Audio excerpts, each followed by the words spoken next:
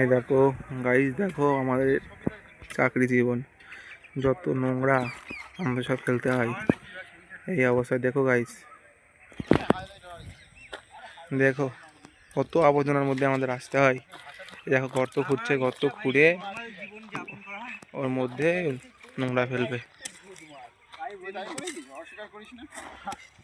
পাগলা শুধু হাইলাইটের আগে তো বলেছি মার গুড, মানে আগে মারটা বলি দেখো চাকরি তো এই করতে হবে, জীবনেও ভাবিনি। ডাস্টবিনগুলো দেখো।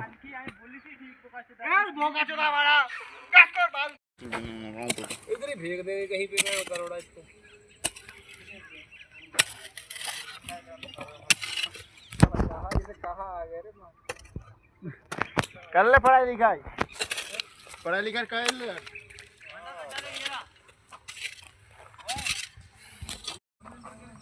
सब हेल्प नहीं दिया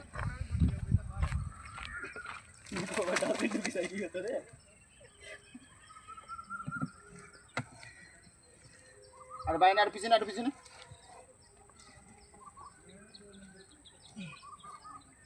नहीं कुछ हमारे ये सब नहीं